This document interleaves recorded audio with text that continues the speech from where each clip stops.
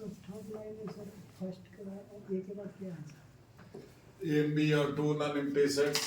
F is a rule that associates each and every element X of the set A to a unique UNIQUE unique element Y of the set B. लिख लिए, अब समझिए।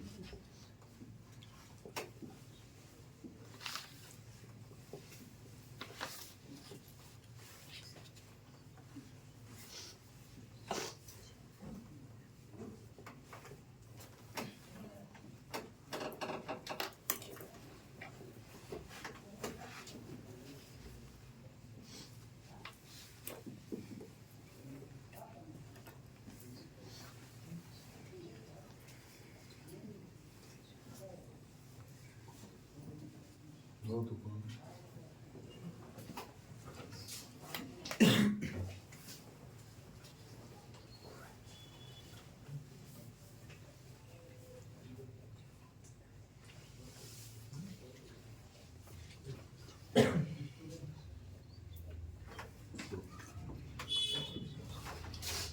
इसको पढ़िए बढ़िया से और समझिए। देखो क्या है, ए और बी दो क्या है, नॉन एम्प्टी सेट का मतलब क्या हुआ, कम से कम एक एंट्री उसमें जरूर है, ठीक है। एफ क्या है, एक रूल है, एफ इज ए रूल, मतलब एफ एक तरीका है, एक नियम होगा, ठीक है। वो क्या करता है, उस तरीका से क्या होता है, सेट ए का हर एक एलिमेंट सेट बी के किसी न किसी यूनिक एलिमेंट से जुड़ जाता है। तो जुड़ने का तरीका जो होगा, है ना, जिस किसी भी विधि से सेट ए के एलिमेंट को एफ सेट बी के किसी न किसी एलिमेंट से जोड़ा होगा, जो भी रूल होगा, जो भी तरीका होगा, वो तरीका ही फंक्शन कहलाता है, समझे। तो अगर हम कहते हैं कि एफ एक फंक्शन है तो एफ एक तरीका है, खाली तरीका का कोई मतलब नहीं है। जैसे हम कहें एफ एक फंक्शन है तो एक कोई रूल है, कौन सा रूल है पता नहीं, ठीक है। अब जो रूल होगा, है ना, वही उसका डेफिनेशन होगा। तो एफ क्या करता है, सेट ए के हर एक एलिमेंट को, सेट ए के हर एक एलिमेंट एक्स है ना, ठीक है, सेट बी के किसी ना किसी यूनिक एलिमेंट से जोड़ता है। यूनिक का मतलब यही है कि यूनिक का मतलब कोई दूसरा नहीं, समझा। सेट ए के हर एक एलिमेंट को, मतलब सेट ए का कोई एलिमेंट छूटे, एक एक वर्ड पर ध्यान दीजिए, समझे। Each and every element x of the set A, set ए के हर एक एलिमेंट, मतलब ए का कोई एलिमेंट छूटना नहीं चाहिए, ठीक। अगर छूट गया तो फिर फंक्शन डिफाइन नहीं होगा, ठीक है। सेट ए के हर एक एलिमेंट एक्स को एफ क्या करता है, सेट बी के किसी ना किसी यूनिक एलिमेंट से जोड़ देता है, समझा। जो भी तरीका हो, समझा। मान लो सेट ए का कोई एलिमेंट है ए, उसको एफ क्या करता है, सेट बी के एलिमेंट बी से जोड़ देता है, समझा, ठीक है, ठीक है। अब इसी तरह से ए में, सेट ए में ऐसा ऐसा जितना होगा सबको उसको इसको जोड़ना होगा सेट बी के किसी ना किसी यूनिक एलिमेंट से। यूनिकनेस का अर्थ हुआ कि एफ क्या किया, ए को बी से अगर अटैच कर दिया तो यही एफ है ना, यही ए अब फिर और किसी एलिमेंट से, सेट बी के और किसी एलिमेंट मान लो सी या डी से नहीं जुड़ेगा, तो यूनिकनेस खत्म हो गया। यूनिक का मतलब हुआ कोई दूसरा नहीं। अगर ए बी से अटैच हो गया तो यही ए अब और किसी से अटैच नहीं होगा। अगर ऐसा हुआ तो फिर है, तो फिर फंक्शन डिफाइन नहीं होगा। और कब नहीं डिफाइन होगा, अगर सेट ए का कोई एलिमेंट छूट गया जो इसके सेट बी के किसी एलिमेंट से अटैच नहीं है, जुड़ा हुआ नहीं है, तो भी फंक्शन डिफाइन नहीं होगा, ठीक है, ठीक है। अब देखिए कि ए, अगर एफ क्या किया, सेट ए के एलिमेंट ए को सेट बी के एलिमेंट, ये ए का मेंबर है और ये बी का मेंबर है, समझ गया, ठीक है। तो ए को बी से जोड़ दिया, कौन, ये काम कौन कर रहा है, एफ कर रहा है, ठीक है। जिस किसी भी विधि से जोड़ता हो, जो भी तरीका हो, वो तरीका ही फंक्शन कहलाता है। तो ये बी जो है ए का एफ इमेज कहलाता है, या सिंपली इमेज कहते हैं, समझे। इसको लिखते हैं B is the f image of A, यानी कि एफ इमेज ऑफ ए, इसको लिखते हैं एफ ए, यानी कि F image of A is B, ठीक है। तो बी ए का इमेज या फिर एफ इमेज, अगर फंक्शन का नाम हम यहाँ पर एफ नहीं लिख करके जी लिखते तो ये जी इमेज कहलाता या सिंपली इमेज कहलाता, ठीक है, ठीक है। तो वही हम लिखे हैं कि अगर एक्स, हर एक एलिमेंट एक्स को सेट बी के किसी ना किसी यूनिक एलिमेंट वाई से जोड़ देता है। यहाँ पर हम एक्स ए ले लिए हैं और y को b लिए हैं, तो क्या लिखे? y is called the f image, b is called the f image, y is called the f image of x and x is called the pre image या फिर inverse image, है ना? b a का f image कहलाया और a b का inverse image कहलाया या फिर pre image कहलाया। तो आप f a बराबर b, तो ये इसको आप लिख सकते हैं a बराबर f inverse b। ध्यान रहे, इनवर्स फंक्शन जब डिफाइन करेंगे, इनवर्स फंक्शन और inverse image of an element, ये दिस इज इनवर्स इमेज, और एक होता है इनवर्स फंक्शन जिसे आप sine inverse cos inverse circular function पढ़े ना ट्रिग्नोमेट्री में, तो वो फंक्शन है, ये इनवर्स इमेज। तो इनवर्स फंक्शन और inverse image of an element, जैसे f2 बराबर 3 लिखे तो 3 है ना, तो f इनवर्स 3 बराबर 2, ये इनवर्स इमेज हुआ। जैसे f इमेज हुआ वैसे f इनवर्स इमेज हुआ।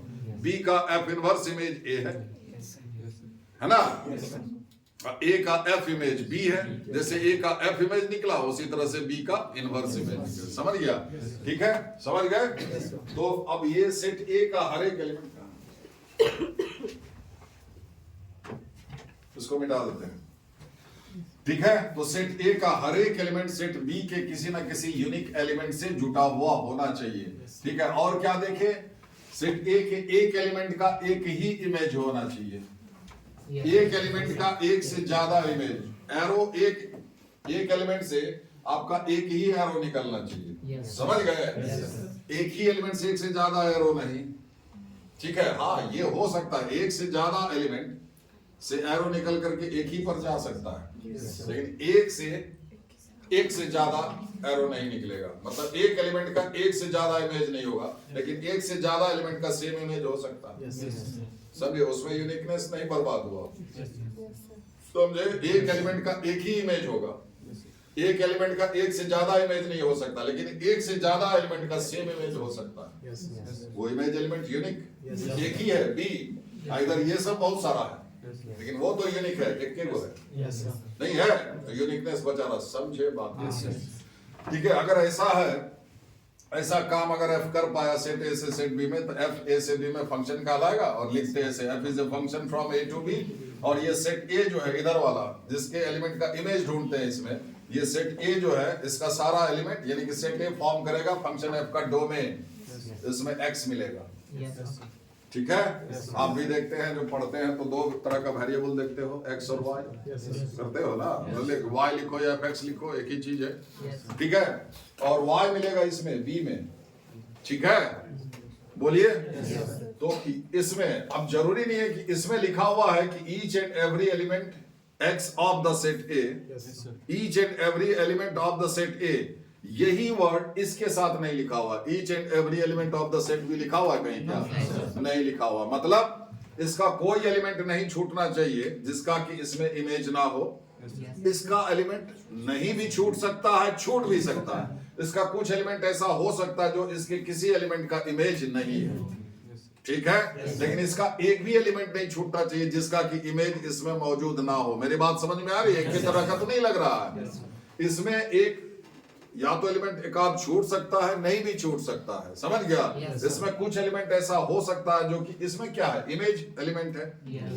इसके इसमें जो एलिमेंट्स है उसके इमेज का ये सेट है, इसमें इमेज ढूंढते हैं, ठीक है? एलिमेंट इसमें रहा, उसका इमेज इसमें, तो कुछ एलिमेंट इसमें हो सकता है बी में जो कि सेट ए के किसी एलिमेंट का इमेज नहीं है। मतलब इसका कुछ एलिमेंट हो सकता है जिसका कि इसमें प्री इमेज नहीं है। समझे? जैसे मान लो कि इसमें C कोई है जिसके लिए कि कोई है ना YC के लिए इसमें X कोई नहीं मौजूद है। मतलब ये C किसी का F इमेज नहीं है, या फिर C का कोई प्री इमेज इसमें नहीं है। क्लियर? ऐसा हो सकता है, लेकिन इसमें नहीं छूटना चाहिए, ठीक है? तो सेट A जो है वो डोमेन कहलाएगा, ये पूरा सेट कोडोमेन कहलाएगा। कोडोमेन का सारा एलिमेंट इमेज के रूप में इन्वॉल्व हो सकता है, नहीं भी हो सकता। समझे? तो सारा एलिमेंट अगर इन्वॉल्व हो गया, सेट बी को कोडोमेन कहते हैं, और सेट बी का जितना एलिमेंट इमेज के रूप में इन्वॉल्व हुआ है उसका सेट बना लो जो कि इसका सबसेट होगा। बोलिए। जब हम कहें कि सारा एलिमेंट इमेज के रूप में इन्वॉल्व हो भी सकता है, नहीं भी हो सकता। तो मान लो कुछ एलिमेंट छूट गया, बाकी इधर का ये सब एलिमेंट जो है बी का, ये सेट बी है, ये सब इमेज के रूप में इन्वॉल्व है, तो ये सब का अलग से सेट बना लीजिए, ये सब का इसका सबसेट होगा कि नहीं है? तो ये क्या हो गया? ये रेंज एलिमेंट हो गया। ये सब रेंज एलिमेंट हुआ। इसको फंक्शन एफ का रेंज बोलते हैं। ये वाई है। इसमें कुछ एलिमेंट रह गया जो किसी का वाई नहीं है, उसके लिए कोई एक्स मौजूद नहीं है। मेरी बात समझे? ऐसा भी हो सकता है कि पूरा का पूरा सेट जो है बी, इसका सारा एलिमेंट इमेज के रूप में इन्वॉल्व हो गया, तो एफ का रेंज ये पूरा सेट हो जाएगा। मतलब रेंज जो है वो सबसेट ऑफ बी हुआ। समझे? ये वो डोमेन और रेंज, दो तरह का वेरिएबल एक्स और वाई। तो देखिए इसी चीज को डायग्राम से बताते हैं। आप डायलॉग समझ गए ना?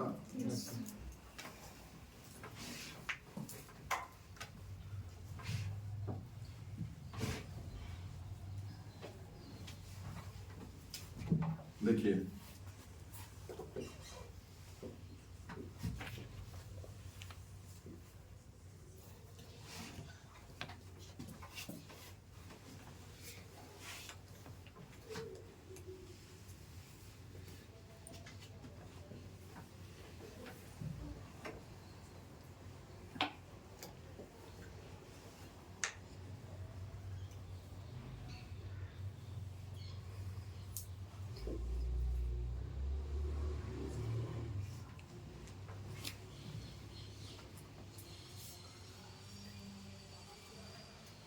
ठीक है, एक रूल हम डेवलप करते हैं एफ, जो कि सेट ए के हर एक एलिमेंट को सेट बी के किसी न किसी यूनिक एलिमेंट से जोड़ देता है। समझ गए?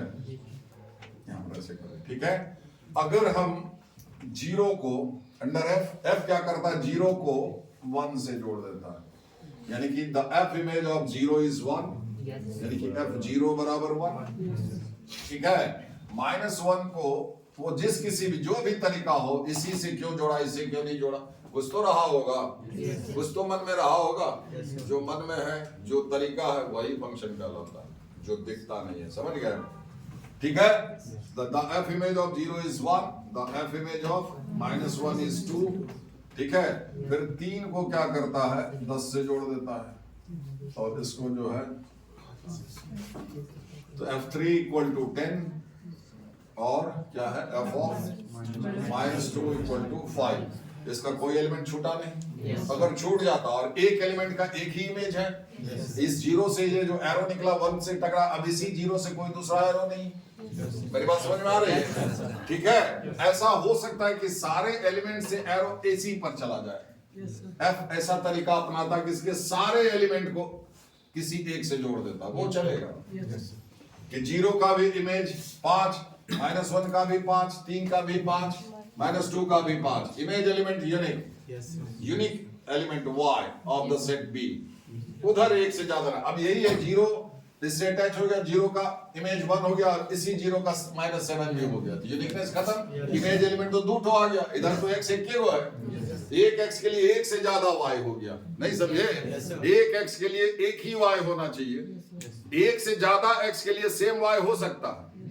एक x का एक से, इधर x है, ये x 0 के लिए y1 है, x -1 के लिए y2 है। समझे? ये जितना भी अटैच हुआ ये सब y है, ये किसी का y नहीं है, क्योंकि इसके लिए कोई x इसमें मौजूद नहीं है। समझे? ऐसा हो सकता है, इसका नहीं छूटना चाहिए, इसका छूट सकता है। अब हम आपको आगे बताएंगे, जैसे अगर कोई नहीं छूटता, नहीं छूटने पर नाम बदल जाता है। फंक्शन तो ये है ही, अगर एक भी जैसे -7 भी मिटा दे, 11 भी मिटा दे, 0 भी मिटा दे, ये फंक्शन हो गया ऑन टू। कोई नहीं छूटे, कोडोमेन का कोई भी मेंबर नहीं छूटे तो ऑन टू।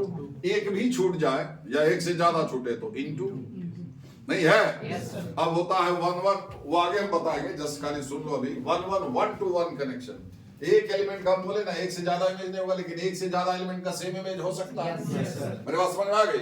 अभी क्या है? एक का एक है, नहीं है, 1-to-1 कनेक्शन है। एक x के लिए एक y है ना? अब मान लो 0 का भी इमेज हो जाता 1 है 1, अब -1 का भी हो जाता 1, तो एक से ज्यादा हो गया। एक से ज्यादा x के लिए सेम y, एक से ज्यादा के लिए अंग्रेजी में वर्ड है मेनी। उधर तो एक एलिमेंट है 1, मेनी 1। ये तो हम 2 की बात कर रहे हैं, 200 भी हो सकता है जिसका इमेज सेम हो, तो मेनी 1। अभी क्या है? 1-1 कनेक्शन। अब उसमें क्या हो जाता? मेनी 1। अब उसी में मेनी 1 भी दिखाई दे रहा है और इनटू भी दिखाई दे रहा है, मतलब कोडोमेन का कुछ एलिमेंट छूट गया, तो मेनी 1 इनटू। है ना, मेनी वन है, एक से ज्यादा एलिमेंट का सेम इमेज है, और कोडोमेन का कोई एलिमेंट छूटा नहीं है जो कि किसी ना किसी का इमेज ना हो, तो हो गया ऑन टू। उधर मेनी वन में तो many one onto, many one into, many one onto. अभी क्या है, वन वन है प्लस इन टू है, कोडोमेन का एलिमेंट छूटा हुआ है, ये वन वन इन टू हो गया। अभी ये -7 11 0 हटा दो, मिटा दो, तो वन वन ऑन टू, और one one onto function को बाइजेक्टिव भी बोलते हैं, ठीक है, समझे। और बाइजेक्टिव फंक्शन ही इन्वर्टिबल होता है, उसका इनवर्स, जो इनवर्स फंक्शन डिफाइन करते हैं तो वन वन ऑन टू होना चाहिए। ऑन टू फंक्शन को सर्जेक्टिव भी बोलते हैं, समझ गए, वन वन फंक्शन को इंजेक्टिव, ठीक है। तो फिलहाल देखिए, तो इसको है रूल क्या है, तो देखिए अगर इस वन को ऐसे लिखे तो कोई दिक्कत है,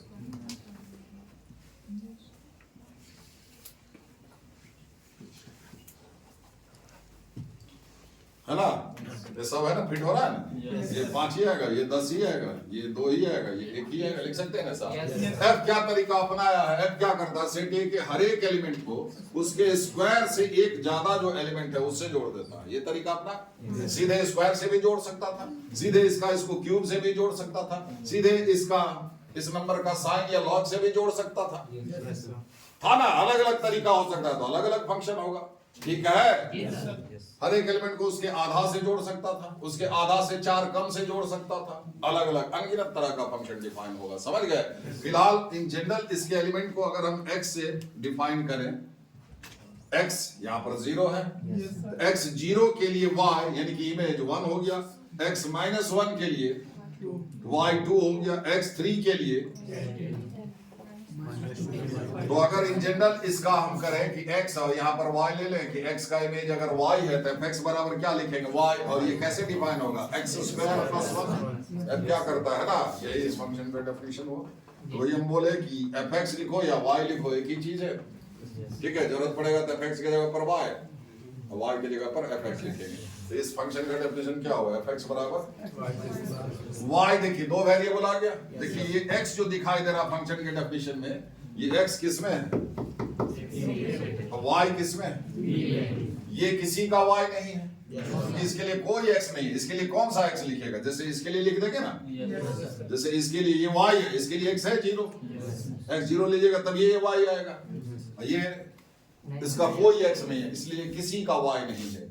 ये image, set of image elements. अब इमेज एलिमेंट का सेट अगर बना लेते हैं, जो किसका, देखिए क्या क्या है, 5 2 10 और 1, जो कि सबसेट ऑफ बी है, कोडोमेन का सबसेट, ये हो गया रेंज, यानी कि different real values of y का जितना सारा मान निकलेगा उसका सेट बना लीजिएगा, जो कि कोडोमेन का सबसेट होगा, वो होगा रेंज। और x किस में है, पूरा ये सेट है, इसी में x है, सारा x का सारा संभव रियल मान। तो फंक्शन का डोमेन और रेंज, फंक्शन का परिभाषा ये दिया हुआ रहेगा। डोमेन का तो मतलब x का मान निकालना है पहली बात, और रेंज का तो y का मान निकाल। देखिए y डिपेंडेंट वेरिएबल है, x हम लोग लिए तब y मिला, समझे। तो अगर रेंज निकालने को कहा, मतलब y निकालने को कहा, तो पहले आपको x निकालना होगा, मतलब पहले डोमेन निकालना होगा। अगर डोमेन निकालने को कहा तब तो डोमेन ही निकालेंगे, x ही निकालेंगे। अगर रेंज निकालने को कहा तो y निकालना, y इज डिपेंडेंट वेरिएबल, तो पहले डोमेन निकालना होगा। इसलिए डोमेन फटाफट निकलना चाहिए, समय नहीं लगे, समझे, कम से कम समय में। अगर रेंज निकालने को कह दिया तो दोहरा काम ना करना पड़ेगा, ठीक है, ठीक है। तो 2 तरह का वेरिएबल आप देख रहे हैं, x और y। x आपका डोमेन का मेंबर हो गया, और y है ना कोडोमेन का, जो कि रेंज एलिमेंट है, ठीक है। तो अब आपका क्या है कि अगर फंक्शन का डेफिनेशन दिया हुआ तो डोमेन या रेंज कैलकुलेट करने को दिया, तो हम लोग पढ़ते हैं रियल फंक्शन, समझे, रियल फंक्शन जो, ठीक है। रियल फंक्शन का अर्थ हुआ क्या कि ये 2 वेरिएबल है, x और y दोनों रियल हो, समझ गए, मतलब y के रियल फंक्शन, इसका मतलब हुआ x एंड y,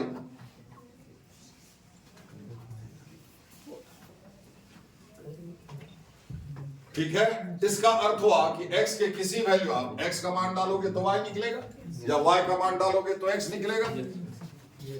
तो x के किसी वैल्यू के लिए अगर y मीनिंगलेस हो जाए, समझे, या फिर y इमेजिनरी हो जाए, समझे?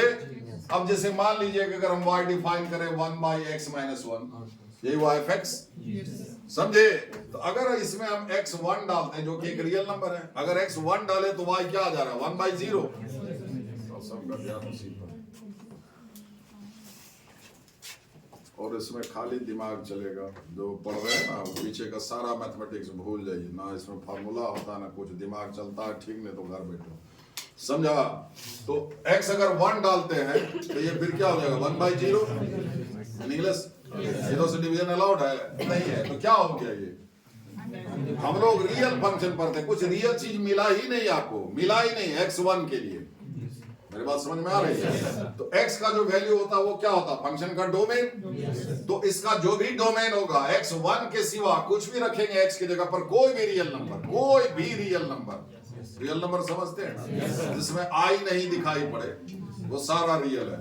2 कहो, √2 कहो, 2 + √2 कहो, 1/1 + √2 कहो, ये ऑल आर रियल। कुछ भी x की जगह पर रखोगे वो सब में से ये कोई ना कोई रियल नंबर ही होगा। एक बटा ऊपर 1 रियल है, ये रियल, रियल बटा रियल। तो डोमेन निकालने के लिए हम लोग क्या निकालते हैं? x का वो सारा संभव, फंक्शन का डेफिनेशन दिया हुआ रहेगा, you have to calculate domain. Domain मतलब x का सारा संभव रियल मान। रियल फंक्शन पढ़ते हैं, x का सारा संभव रियल मान जो कि y को, यानी कि इस पूरे फंक्शन को रियल रखे, मीनिंगफुल रखे, मीनिंगलेस नहीं कर दे। x का y, जैसे अभी हम कह रहे हैं कि x का मान अगर 1 लेते हो तो y मीनिंगलेस हो जाता है। बाकी x की जगह पर कुछ भी रख रहे हैं, ये पॉजिटिव आए नेगेटिव आए क्या फर्क पड़ता है? नेगेटिव भी तो रियल नंबर होता है। कुछ भी रखे यहाँ पर, ये कोई ना कोई रियल नंबर ही आ गया, इससे इत्तेफाक रखते हो कि नहीं, ये समझते हो कि नहीं? जिसका डोमेन क्या हो गया? सारा रियल नंबर 1 को छोड़कर नहीं है। अब x का मान सारा रियल नंबर 1 को छोड़ करके आप डालिए, जैसे कुछ, जैसे x2 डाले तो y का मान मिलेगा, एक मान मिला। तो x का मान सारा रियल नंबर 1 को छोड़ करके जो डालेंगे तब जो y मिलता चला जाएगा, समझ गए? वो क्या हो जाएगा? रेंज। समझे? तो पहले x मिला तब ना y निकला। तो रेंज निकालने को कहेगा तो पहले डोमेन निकालना ना पड़ेगा। समझ रहे हैं? ठीक है, इसलिए डोमेन सटासट निकलना चाहिए। तो पहले हम उसी का अभ्यास करेंगे कि डोमेन निकालने में आपको ज्यादा समय लगे नहीं। समझे? तो हम लोग पढ़ते हैं रियल फंक्शन, रियल x के लिए रियल y, और y रियल के लिए x रियल। y के किसी मान रियल वैल्यू के लिए x नहीं, मीनिंगलेस हो जाए, इमेजिनरी हो जाए। Clear? Real x, real y, real x। ठीक है? डोमेन रेंज समझ गए?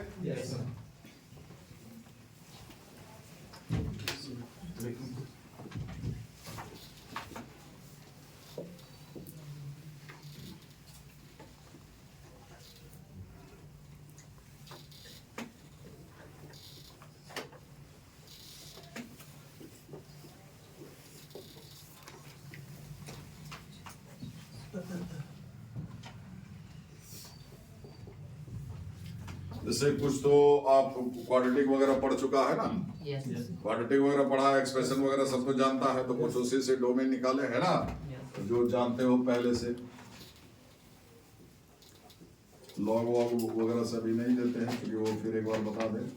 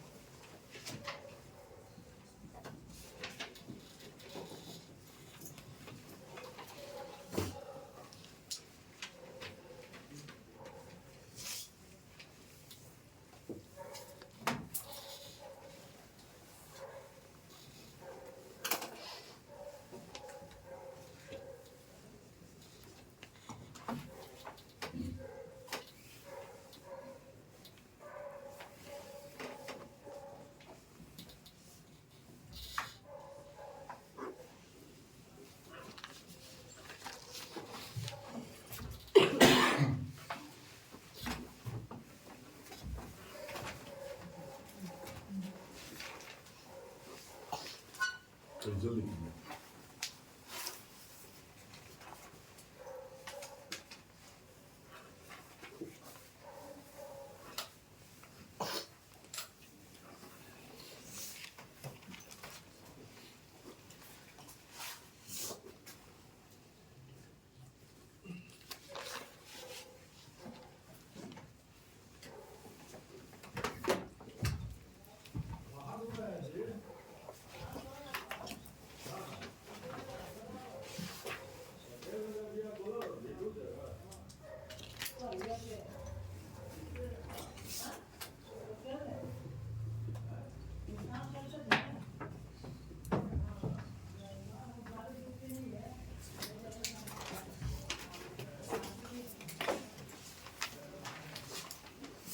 गया?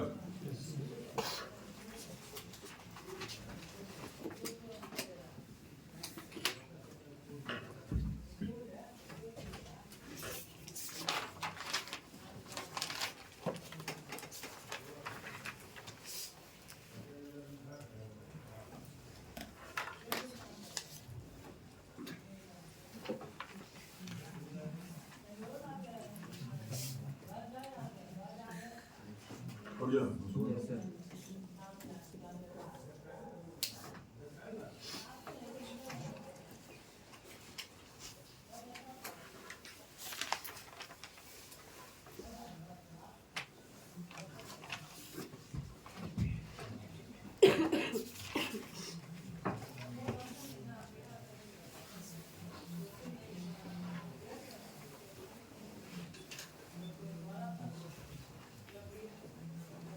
मॉडुलस हमेशा क्या होता है? जीरो या फिर जीरो से बड़ा नंबर ही रहता है। जीरो कब होता है? जब वो खुद अंदर वाला जीरो हो, है ना?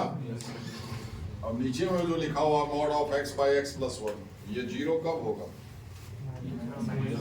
नहीं, नीचे जब ऊपर वाला जीरो, कोई फ्रैक्शन जीरो कब होता है? जब ऊपर वाला जीरो। ये तो हमेशा x चाहे कुछ भी हो जाए, अंदर वाला कुछ भी हो जाए, ये क्या होगा? हमेशा जीरो से बड़ा ही नंबर होगा, अंदर नेगेटिव भी हो जाए तो, ठीक है। और जीरो भी होता है, तो जीरो कब होगा? जब ये अंदर वाला जीरो हो। तो अंदर वाला जीरो कब होगा? जब ऊपर वाला जीरो, यानी कि x जीरो पर ये जीरो होगा।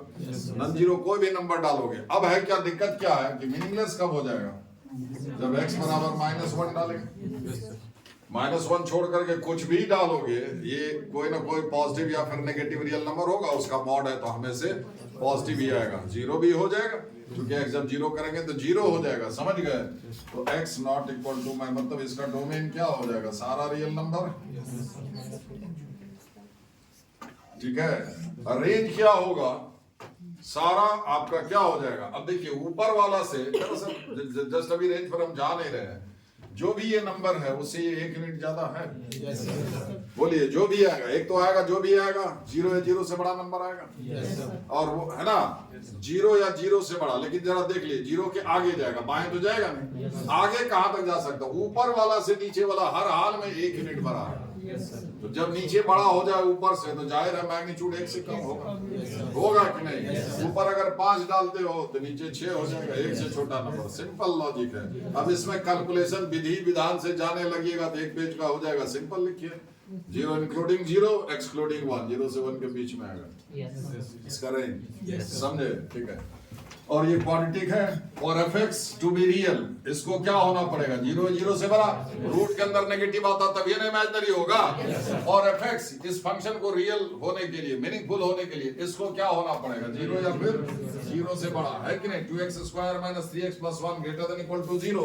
अब क्वाड्रेटिक का साइन स्कीम समझाया है, पहले रूट निकालिए। एक तो सम ऑफ कोएफिशिएंट 0 आ रहा, 1 एक तो रूट होगा, और एक तो क्या 1/2 हो जाएगा क्या?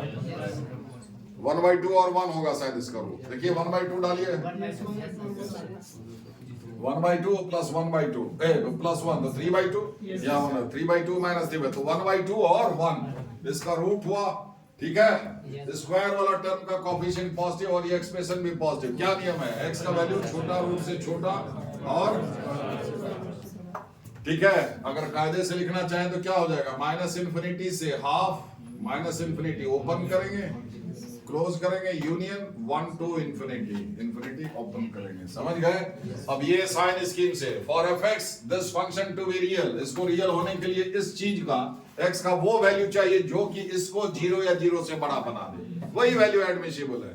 जो वैल्यू इसको जीरो से छोटा कर दे, समझे? वो तो क्या हो जाएगा? fx क्या हो जाएगा? इमेजिनरी है। जीरो से छोटा मतलब नेगेटिव, रूट के अंदर नेगेटिव आएगा, इमेजिनरी हो जाएगा fx, समझ गए? तो for fx to be real, x minus 1 by x plus 1 must be greater than equal to 0। Equal to 0 ये फ्रैक्शन कब होगा? जब ऊपर वाला, नीचे वाला का तो रूट, नीचे जीरो करने वाला वैल्यू तो कभी शामिल ही नहीं करते आंसर में। नीचे जीरो होना मीनिंगलेस। तो इसका कैसे करते हैं आप? नंबर लाइन पर है ना, आपको बता चुके हैं। ऊपर को जीरो करके x का वैल्यू निकालिए, नीचे जीरो करके x का वैल्यू निकालिए। -1 और 1, ये -1 पर जीरो होगा, ये 1 पर जीरो होगा, ठीक है। उसको नंबर लाइन पर प्लॉट कीजिए। ध्यान रहे, इतना ग्रेटर देन इक्वल टू 0, नीचे वाला कभी भी, नीचे वाला जो वैल्यू जीरो करने वो कभी भी आंसर में शामिल नहीं करना है। ऊपर वाला का वैल्यू, चूंकि ये 0 तब होगा जब x 1 लेंगे, ऊपर वाला का रूट शामिल करना है। अगर ये स्ट्रिक्टली ग्रेटर देन 0 रहता, समझे, तब ऊपर वाले का रूट भी नहीं शामिल करते। बोलिए। अरे ठीक है, फिलहाल क्या इक्वल टू 0, तो ये शामिल करना आंसर में और ये शामिल नहीं करना है, समझे। अब 2 पॉइंट तो 3 इंटरवल, किसी एक इंटरवल से वैल्यू सेलेक्ट कीजिए, सबसे आसान होता है 0 0 इस इंटरवल में आया, 0 डालिए लेफ्ट हैंड साइड में, ऊपर नेगेटिव नीचे positive, negative bye positive, negative 0 इस बीच चलिए तो क्या हो गया नेगेटिव। अब अल्टरनेट साइन देते चलिए, पॉजिटिव। आपको क्या चाहिए, ये पॉजिटिव कब होगा, पॉजिटिव कब हो रहा, -1 से नीचे और +1 या ठीक है, x less than -1, x greater than equal to 1, ऊपर वाले का 1 शामिल करेंगे आंसर में। अगर इस स्टाइल में लिखे तो क्या लिखाएगा, -∞ से -1, इसको छोड़ना है, यूनियन 1 to ∞, ठीक है, ऐसे लिखना होगा, x belongs to this interval, ठीक है।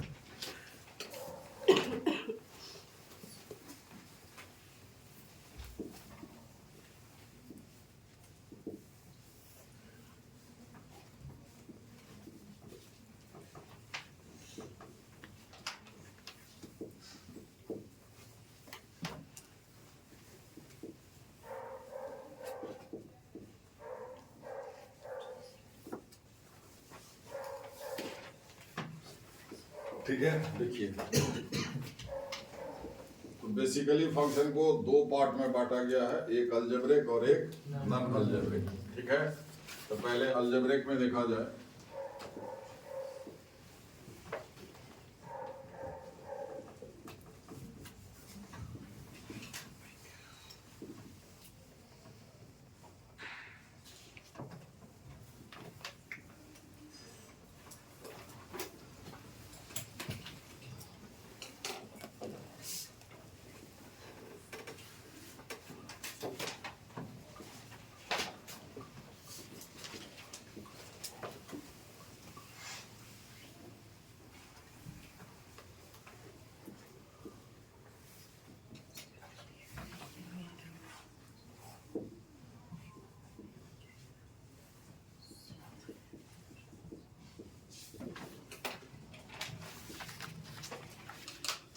पॉलिनोमियल फंक्शन को भी रैशनल फंक्शन भी बोलते हैं। जैसे रैशनल, जैसे बैठा हो मैथमेटिक्स में, हर नामकरण जो किया गया है उसका उसके नाम, काम का उसके नाम से सीधा कनेक्शन।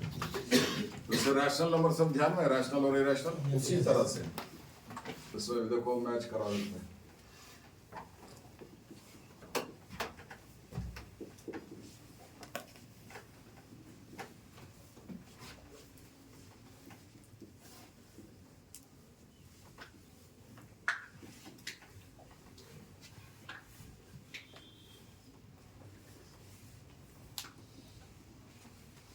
हो गया,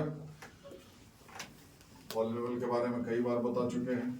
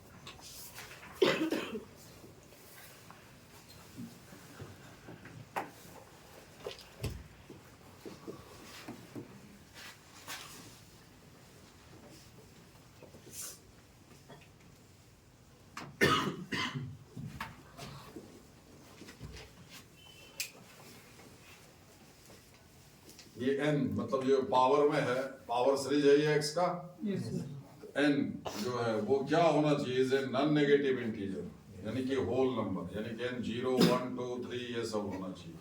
ठीक है, मतलब वेरिएबल का पावर जो है किसी भी टर्म में, n क्या है यहाँ पर देख, कोई नॉन नेगेटिव इंटीजर, मतलब ये 0 हो सकता है 1 हो सकता है, जैसे यहाँ पर 0 है, x का पावर 0, यहाँ x का पावर 1, तो मतलब वेरिएबल यहाँ में x यूज किए हैं तो ये x में पॉलिनोमियल है, y यूज करेंगे तो y में पॉलिनोमियल होगा। तो जो भी वेरिएबल यूज किए हो पॉलिनोमियल तब ये कहलाएगा जब उसका कहीं पर भी किसी भी टर्म में पावर जो है, समझा, वो ना तो नेगेटिव इंटीजर हो और ना ही पॉजिटिव नेगेटिव फ्रैक्शन हो, जो भी हो वो क्या होना चाहिए, नॉन नेगेटिव इंटीजर होना चाहिए। अगर एक भी टर्म ऐसा हो गया, मान लो यहाँ पर रूट x हो गया, बाकी सब जगह ठीक है, इंटीग्रल पावर ही है, समझ गए, एक भी टर्म में आ गया फ्रैक्शनल पावर तो वो फिर पॉलिनोमियल, वो फंक्शन नहीं कहलाएगा, वो अलजेब्रिक कहलाएगा लेकिन पॉलिनोमियल नहीं कहलाएगा, वो इरेशनल में दूसरा बिरादरी में आ गया। जैसे अगर आप वो सारा इंटीजर जो कहते हो, ये क्या है, हर उस नंबर को आप रैशनल नंबर कहते हैं जो p बाई q के फॉर्म में लिखाता है, जहाँ की p और q क्या है, इंटीजर है, इंटीजर समझते हैं, तो 0 भी इंटीजर है लेकिन q को 0 नहीं लिखते, बोलिए हाँ, ठीक है। तो हर एक इंटीजर को आप ये शक्ल दे सकते हैं, 5 को आप 5/1 कहता है, p और q इंटीजर होना चाहिए है, तो हर एक इंटीजर एक रैशनल नंबर है, समझे, बोलिए, और ये 5/3 भी है कि नहीं, ठीक है, जबकि ये पूरा इंटीजर नहीं है और ये इंटीजर ही है, ये 5/1 5 है, बोलिए, ये भी रैशनल नंबर हुआ और ये भी रैशनल नंबर हुआ कि नहीं, मतलब हर एक इंटीजर एक रैशनल नंबर है, पॉजिटिव या नेगेटिव, ठीक है, ठीक है, ये हो गया। उसी तरह से अब इसी में किसी एक में √5/3, ये तो इंटीजर है, p बाई q में q इंटीजर लेकिन p नहीं है, अगर खाली √5 भी लिख दे तो ये क्या हो जाएगा, ये नहीं है, 5 नहीं है, √5 है, 5 का पावर फ्रैक्शनल हो गया, ये इरेशनल नंबर है, ठीक है। तो कहीं पर भी आपको x² आया तो ये पॉलिनोमियल वाला में आएगा, अगर x का पावर 3/2 आ गया एक भी टर्म में तो फिर वो इरेशनल हो जाएगा, मतलब वो पॉलिनोमियल नहीं है, जैसे ये रैशनल नंबर नहीं है तो इरेशनल है, समझे, ठीक है। तो आप कहें कि जैसे इसको आप 5 को इंटीजर भागा में लिख दिए 5/1, ठीक है, तो इस टाइप का नंबर को ना रैशनल नंबर कहते हैं, नीचे लिखा हुआ होना चाहिए, तो आप लिख सकते हैं, जैसे हम ये लिखे क्वाड्रेटिक f(x) अगर x², ठीक है, ठीक है, तो इसको आप लिख सकते हैं ना ऐसा, इसमें 3 टर्म है और ज्यादा डिग्री का लीजिएगा क्यूबिक लिए तो ज्यादा टर्म, जैसे इसमें है ना n, तो इसको आप ऐसा लिख सकते हैं, ये 0 डिग्री वाला टर्म हुआ नहीं हुआ, p बाई q के शकल का हुआ कि नहीं, जैसे समझो ये 5 है, ये 5/1 हुआ, हर एक इंटीजर को रैशनल नंबर बोलते हो ना, इसी तरह से हर एक पॉलिनोमियल को रैशनल फंक्शन भी बोलते हैं, रैशनल के फॉर्म में लिखा जा सकता है, समझ गए, ठीक है, ठीक है। तो अब इसमें जो है ये पॉलिनोमियल फंक्शन है, क्योंकि n के बारे में मतलब ये जो पावर है उसके बारे में क्या बोले कि नॉन नेगेटिव इंटीजर होना चाहिए, यानी कि होल नंबर होना चाहिए, मतलब x का कहीं पर भी रूट एक्सटेंशन ना हो और x का पावर कहीं पर भी नेगेटिव इंटीजर ना हो, तो ये क्या कहलाएगा, पॉलिनोमियल। और हर एक पॉलिनोमियल का अपना डिग्री होता है, हर एक टर्म का अपना अपना डिग्री हुआ। इसमें देखिए ये सारा क्या हुआ, a0 a1 जितना भी a दिखाई दे रहा है ये क्या है, कोएफिशिएंट्स है, ठीक है। इसमें वेरिएबल का जो पावर है वही उस टर्म का डिग्री कहलाता है, इस पूरे टर्म का डिग्री n हो गया, ये n डिग्री वाला टर्म हुआ, इसमें वेरिएबल पावर n-1 है, हर एक टर्म का अपना अपना डिग्री होता है, n से घटते घटते घटते यहाँ पर ये 0 डिग्री टर्म, x का पावर 0 है, एक हुआ, अब x का पावर 0 ही रहा, वो 1 हो जाएगा इसलिए नहीं दिख रहा है, तो कांस्टेंट टर्म या फिर 0 डिग्री टर्म, समझ गए, ये 0 डिग्री टर्म हुआ, ये 1 डिग्री टर्म हुआ, तो हाईएस्ट डिग्री टर्म कौन है, ठीक है। तो जो हाईएस्ट डिग्री टर्म का डिग्री है वही इस पॉलिनोमियल का भी। तो हर एक पॉलिनोमियल में हर एक टर्म का अपना अपना डिग्री होता है और पॉलिनोमियल का भी डिग्री होता है। तो जो हाईएस्ट डिग्री वाला टर्म है उसका जो डिग्री है वही पॉलिनोमियल का। So this is a polynomial function of degree N.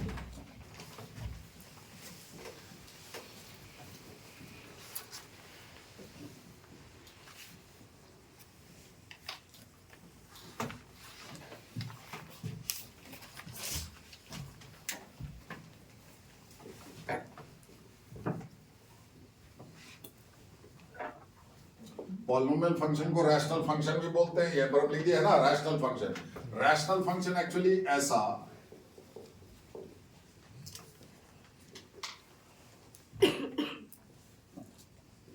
fx बटा gx where gx is not equal to 0, fx gx are polynomials।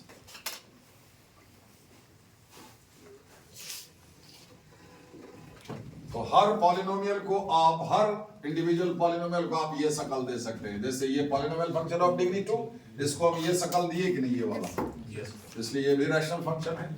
ठीक है, और ये भी रैशनल फंक्शन है। ठीक है, ये 2 डिग्री का पॉलिनोमियल fx और gx, ये दोनों क्या होना चाहिए। अब ये इसको पॉलिनोमियल नहीं बोल करके अब इसको रैशनल फंक्शन बोलेंगे। समझ गए। जैसे 5/3 को 5 को आप रैशनल नंबर बोल सकते हैं, है ना, लेकिन है वो इंटीजर। लेकिन रैशनल नंबर भी बोल सकते हैं, लेकिन 5/3 को रैशनल नंबर ही बोल सकते हैं, इंटीजर नहीं। समझे। अब इसको पॉलिनोमियल है, खाली x² - 1 बोलेंगे तो इसको ये पॉलिनोमियल भी है और रैशनल फंक्शन भी है। ये सिर्फ रैशनल है, नॉट पॉलिनोमियल। समझ गए। ठीक है।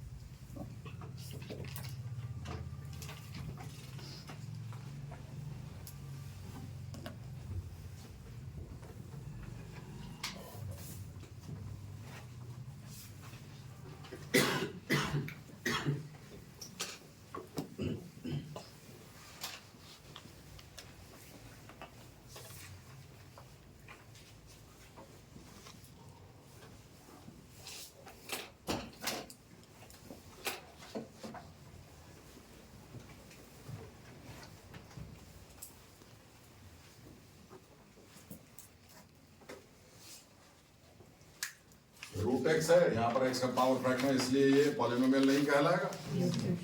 ठीक है, रैशनल भी नहीं कहलाएगा, पॉलिनोमियल है नहीं। रैशनल में पॉलिनोमियल का रेशियो होता है, ये रैशनल ये भी रैशनल, हालांकि ये पॉलिनोमियल है। जैसे इरेशनल में रैशनल जुट घट करके गुना होकर के रैशनल ही हो जाता है। अब 2 जैसे रैशनल नंबर है और √3 इरेशनल नंबर है, 2 + √3 रैशनल हो गया, 2 - √3 रैशनल हो गया, 2 × √3 √3/2 इरेशनल हो गया। समझ गए। उसी तरह से क्लियर।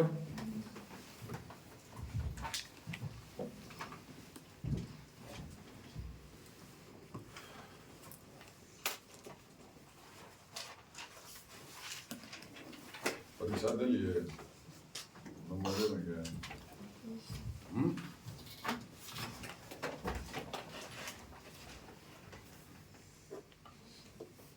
यही ना करो, सबका ही परीक्षा अच्छा हो जाता, तो अच्छे का क्या होगा। How to distinguish.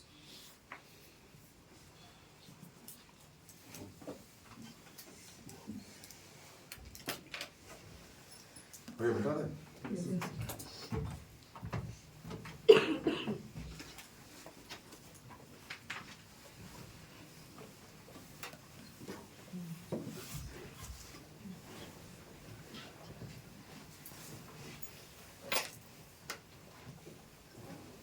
Non algebraic में बाकी जितना फंक्शन आप देखते हैं वो सारा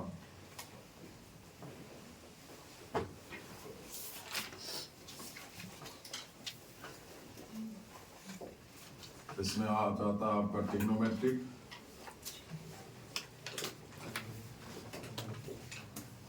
ठीक है। जैसे अगर ट्रिग्नोमेट्रिक फंक्शन आ जाए ये ट्रिग्नोमेट्रिक फंक्शन हुआ, ठीक है, इस टाइप का इनवर्स ट्रिग्नोमेट्रिक।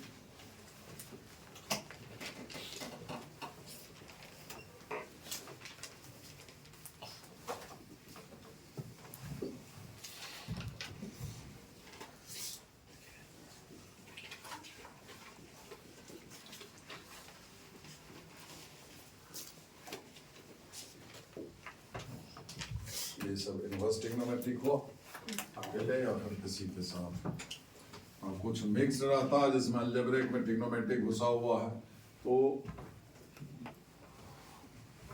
मिक्स्ड फंक्शन हो गया।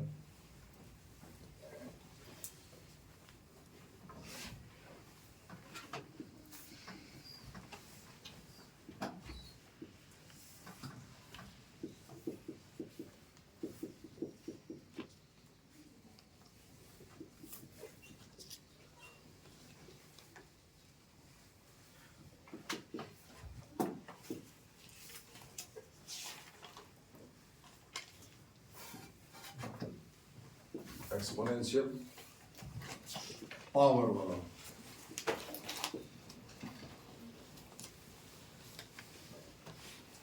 पावर फंक्शन, एक्सपोनेंशियल एक्सपोनेंट वाला exponential a to the power x, इसे पावर फंक्शन देखिएगा। जाहिर है जब भी ये बेस हुआ ये एक्सपोनेंट हुआ, एक्सपोनेंट के बारे में कुछ भी नहीं, लेकिन मतलब कुछ भी हो सकता है, लेकिन ये बेस जो है this must be positive and not equal to 1। अगर ये 1 हो गया तो फंक्शन कांस्टेंट हो जाएगा, 1 का पावर करेंगे 1 हो जाएगा, अब x बदलते जाएंगे 1 ही रह जाएगा। नहीं समझे? अब ये 1 से बड़ा या फिर 1 से छोटा, अब कहो कि नेगेटिव क्यों नहीं है, x पर तो कोई मतलब रेस्ट्रिक्शन नहीं है, मेरी बात समझ गए? मान लो अगर ये आपका नेगेटिव हो गया, ठीक है, जैसे -2 हो गया है ना, और x यहाँ पर मान लिया हाफ ले लिए, फ्रैक्शनल पावर लेते रूट आ गया कि नहीं? तो रूट आ गया तो ये क्या हो गया, फंक्शन इमेजिनरी हो गया। हम लोग रियल फंक्शन में पढ़ते हैं, x के किसी मान के लिए ये y हो गया, ये पूरा fx हुआ ना जी, इसी की जगह पता है fx क्या होना चाहिए, रियल, y रियल होना चाहिए। ये खतरा है इसके इमेजिनरी होने का, कॉम्प्लेक्स होने का खतरा है अगर यहाँ बेस नेगेटिव लेंगे। अभी अगर इसको पॉजिटिव ले लिए तो किसी तरह का खतरा नहीं, ऑलवेज रियल होगा, ठीक है। और ये भी आप जानते हो कि अगर किसी पॉजिटिव नंबर का कोई भी पावर करते हैं, नहीं समझे, तो एक्सपोनेंट है ना, तो वो हमेशा क्या आएगा, पॉजिटिव ही है, नहीं है। अब ये 1 से बड़ा या 1 से छोटा, मान लो इसका पावर हम नेगेटिव भी कर दिए थे, कितना हो जाएगा, 2? अरे नहीं होगा, 1 का पावर 1 है कि नहीं, और पॉजिटिव किया तो पॉजिटिव ही आएगा। So exponential functions are always, तो अगर fx को ही y कहते हो, y बराबर a to the power x, y a to the power x यानी कि y पॉजिटिव, y 0 होता है x एक्सिस पर, y x एक्सिस के ऊपर y पॉजिटिव, x एक्सिस के नीचे y नेगेटिव, ये समझते हो कि नहीं? x एक्सिस के नीचे जाओगे तो थर्ड और फोर्थ क्वाड्रेंट आता है, थर्ड क्वाड्रेंट में y नेगेटिव, भले x भी नेगेटिव होता है लेकिन हम y की बात कर रहे हैं, थर्ड क्वाड्रेंट में y नेगेटिव, फोर्थ क्वाड्रेंट में भी y negative, y negative x axis के नीचे, y अगर ऑलवेज पॉजिटिव रखना है तो x एक्सिस के ऊपर ही जाना पड़ेगा, y 0 हो जाता है x एक्सिस पर, देखिए y 0 भी नहीं हो रहा है, ऑलवेज ग्रेटर देन 0। तो एक्सपोनेंशियल फंक्शन का ग्राफ अगर ड्रॉ करोगे तो हमेशा x एक्सिस के ऊपर ही आएगा, समझ गए?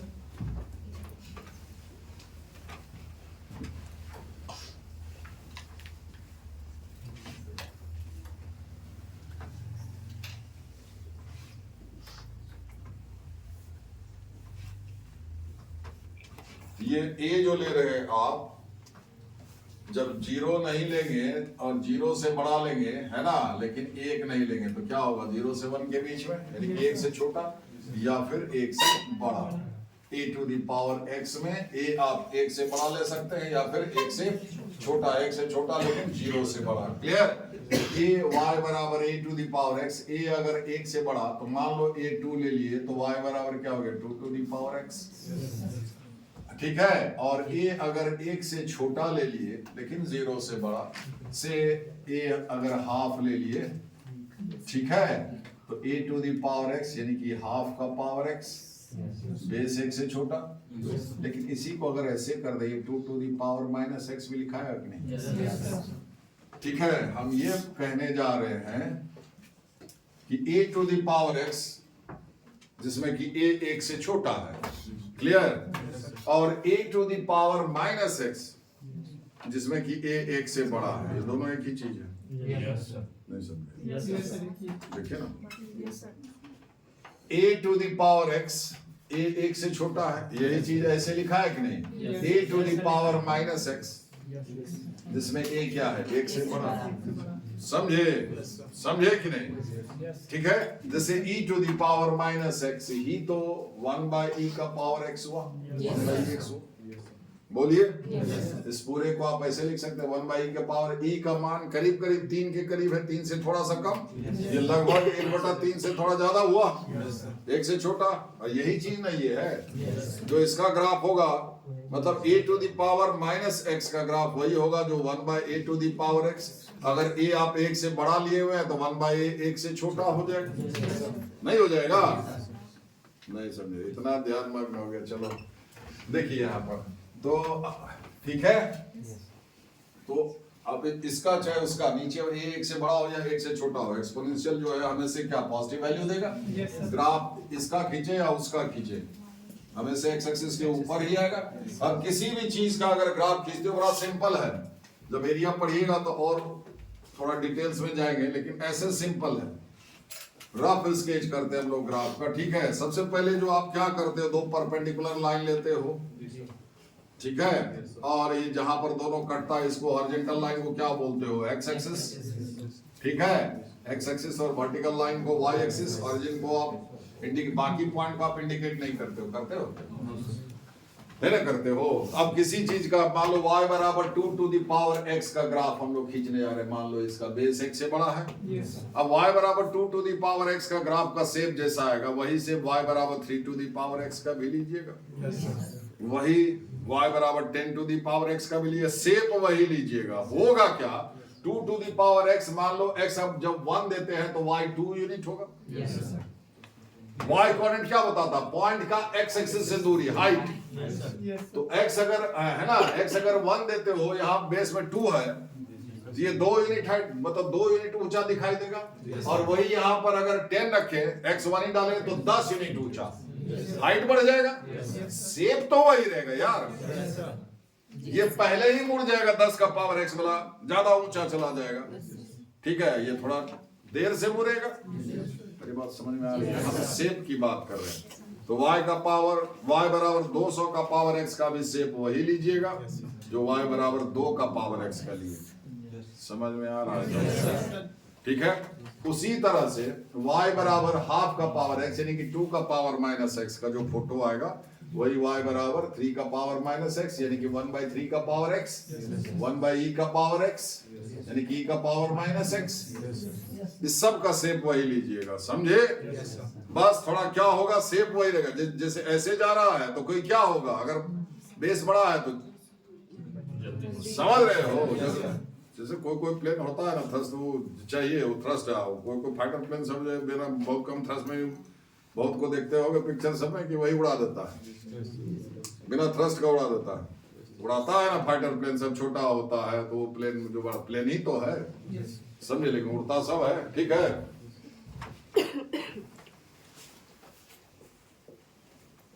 तो देखिए, तो सबसे पहले क्या करते, किसी भी चीज का अगर ग्राफ खींचे, मान लो y बराबर 2 टू द पावर x का ही ग्राफ खींच रहे हैं, तो सबसे पहले देखेंगे जो चीज दिख रहा है उससे इसका मुलाकात होता है कि नहीं, समझे? दिख क्या रहा, सबसे पहले ओरिजिन दिख रहा है, ओरिजिन को देखेंगे। मतलब किसी का भी ग्राफ खींचोगे तो वो अनगिनत पॉइंट से होकर के गुजरता है, तो कुछ पॉइंट के बारे में पता चल जाए जिससे वो गुजरता है, तो उसमें एक पॉइंट तो आपको दिख ही रहा है। किसी का भी ग्राफ खींचा, ओरिजिन दिख रहा है, तो y बराबर 2 to the power x graph origin से पास करेगा कि नहीं, तो ओरिजिन का कोऑर्डिनेट्स अगर सेटिस्फाई हो रहा है तो फिर पास करेगा, नहीं तो नहीं करेगा। ओरिजिन का कोऑर्डिनेट x की जगह पर ओरिजिन का x कोऑर्डिनेट डालिए तो 1 हो जाएगा, और y की जगह पर y कोऑर्डिनेट डालिए तो 0 हुआ, इधर 1 इधर 0, तो पास नहीं ना कर रहा है, सेटिस्फाई हुआ क्या, समझते हो? अरे इसका ग्राफ जो भी हो, इस पॉइंट से होकर के पूरा कोऑर्डिनेट तो पढ़ा दिए 2 बार 3 बार जी, अभी भी सेटिस्फाई करना है, नहीं समझा? y बराबर 2 टू द पावर x, इसका ग्राफ ओरिजिन से तब ये पास करेगा जब ओरिजिन का कोऑर्डिनेट इसको सेटिस्फाई करेगा, इसके लोकस पर ये पॉइंट तब ये आएगा जब ये से पास करेगा। पास कब करता है, जब उसका कोऑर्डिनेट उसके इक्वेशन को सेटिस्फाई करेगा। सेटिस्फाई कैसे करता है? x की जगह पर x कोऑर्डिनेट डालते हैं, जो भी पॉइंट का y की जगह पर y कोऑर्डिनेट। देखिए दोनों तरफ बराबर हुआ तो पास करता, नहीं तो नहीं करता है। 0 0 डाल करके देखिए, x की जगह पर 0 और y की जगह पर 0 देखिए, तो दोनों तरफ बराबर आ गया क्या? नहीं आया तो नहीं पास करता। उसके बाद क्या देखेंगे? अगर ऑरिजिन से अगर करता पास तो यहाँ पर पेन रखते। अब उसके बाद इससे उधर या इधर जाने का सोचते, क्योंकि ये लाइन है जिस पर x 0 है। आप ग्राफ कैसे ड्रॉ करते हो? या ग्राफ पेपर पर पहले x का वैल्यू आप डालते हो, y का वैल्यू निकालते हो। यहाँ पर तो x 0 है, अब इधर जाएंगे तो x 0 से बड़ा नंबर सोचेंगे। अगर इधर जाना होगा, पहले कोई ठिकाना तो मिले जहां से जाना है। अभी तो हवा में है, कहीं एक जगह तो मिले जहां पर पेन रखे। अब उससे आगे पीछे ऊपर नीचे जाएंगे तब सोचेंगे, पहले रखने का ठिकाना तो मिले। समझे कि कहीं से शुरुआत कहां से करें, किस पॉइंट से? समझ गया? ऑरिजिन से अगर पास करता तो यहाँ पर पेन रख करके फिर सोचते। समझ गया?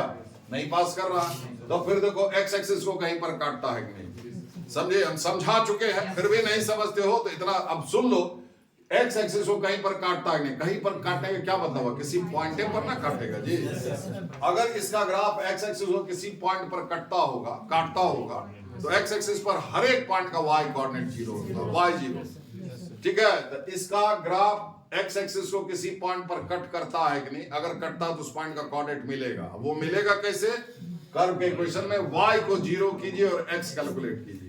समझे? y एक्सिस को कहीं पर काटता है कि नहीं? अगर कहीं पर काटेगा, जिस किसी भी पॉइंट पर काटेगा उस पॉइंट का x कोऑर्डिनेट 0 होगा कि नहीं? x 0 होगा कि नहीं? तो x को 0 करके y कैलकुलेट कीजिए। समझे?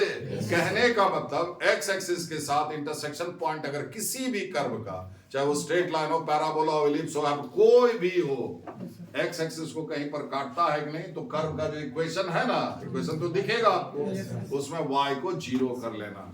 अब फिर x कैलकुलेट करने का कोशिश करना। अगर x मीनिंगलेस या इमेजिनरी कुछ आ रहा तो समझ जाओ कि नहीं कट करता, कहीं पर भी नहीं काटता। सर समझ गए? नहीं, अगर कुछ रियल नंबर मिला, y 0 किए, x आ गया 1 और -1, तो 1 0 पर काटेगा x एक्सिस को और ये 2 पॉइंट पर काटेगा। क्लियर? समझे?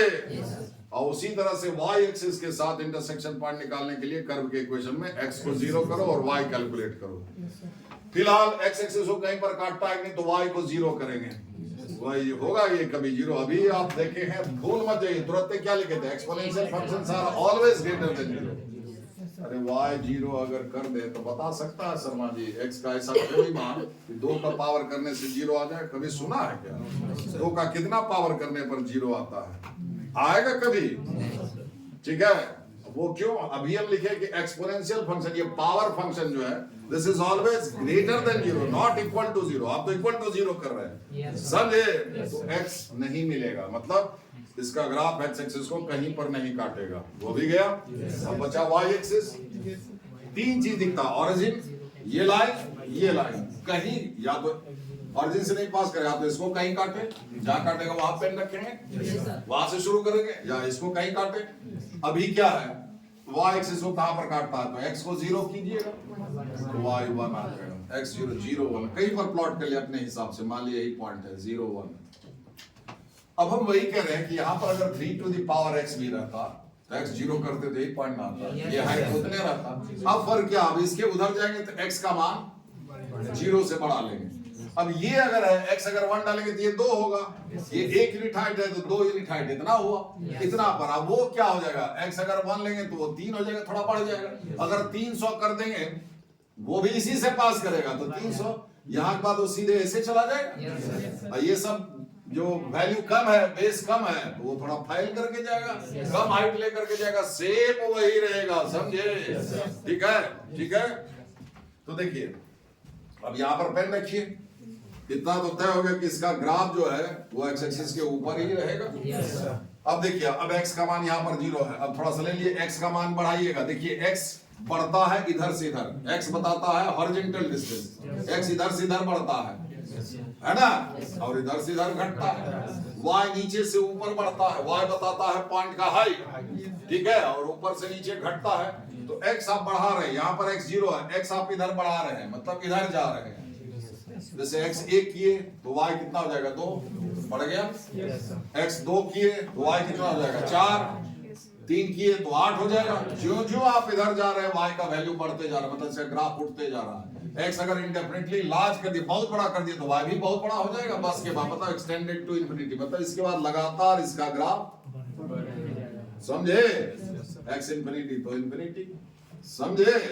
अब इधर आइए, बाएं आएंगे, x नेगेटिव, जैसे x कुछ भी अपने मन से, जैसे -1 डाले, जो नंबर आप निकाल सके तो वो कितना हो जाएगा 1/2, x -1, 1 यूनिट डिस्टेंस इधर, तो वैल्यू कितना हो गया हाफ, है ना? -2 डालेंगे 1/4 घट रहा है, -3 डालेंगे और इधर जा रहे हैं 1/8 घटते जा रहा है। अगर हम बहुत इधर चले जाए तो y का वैल्यू बहुत कम 0 के करीब पहुंच जाएगा। y 0 होता है, x एक्सिस पर हम बोल रहे हैं 0 के करीब, y को इसको x एक्सिस को छू देगा तो y 0 हो जाएगा। 0 तो ये होता नहीं है, मतलब y एक्सिस के करीब तक आ सकता है, y एक्सिस को छुएगा नहीं, काटने का तो सवाल ही पैदा नहीं होता। भेजा में उतरा, नहीं भी उतरा तो आप इसका ग्राफ याद कर लीजिएगा, ये यहाँ पर हम सटाए नहीं है, समझे? ऐसा होगा, समझा? मतलब बहुत दूर जा करके ये x एक्सिस के बिल्कुल करीब हो जाएगा। ये y बराबर a to the power x when a greater than 1, समझे? उसी में हम जस्ट एग्जाम्पल वही कह, दो रखो तो ऐसा ही शेप लेना, 3 रखो एक ही जगह पर ऐसा ही शेप लेना, समझे? तो y बराबर e to the power x, जो आपको ज्यादा दिखाई दे रहा है तो वही है। e क्या है, 1 से बड़ा है, उसका ग्राफ आप ऐसा ही लीजिएगा। ये पॉइंट को क्या कीजिएगा 0 1 लिखिएगा। ये क्या है y बराबर e to the power x graph. Clear?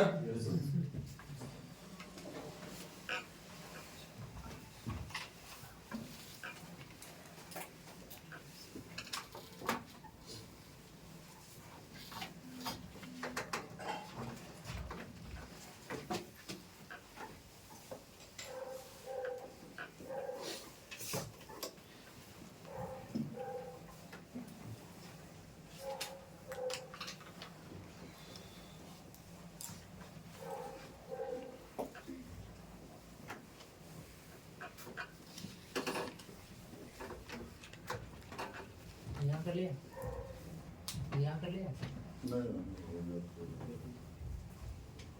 Madam का तबीयत खराब था।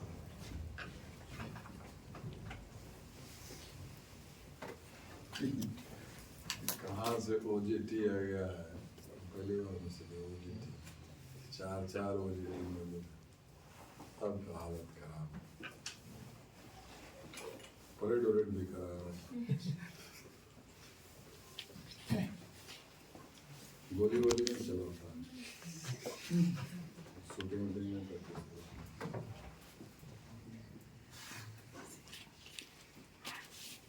हो गया?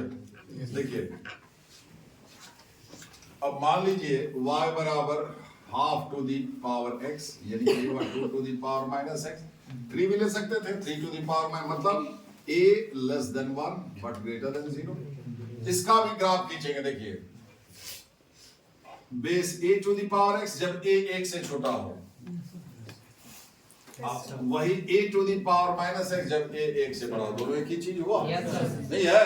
तो एक से देखिए इसका भी ग्राफ अगर खींचेंगे ना तो ये x एक्सिस को काटेगा ना ही ओरिजिन से पास करेगा, सेम चीज है ना जी।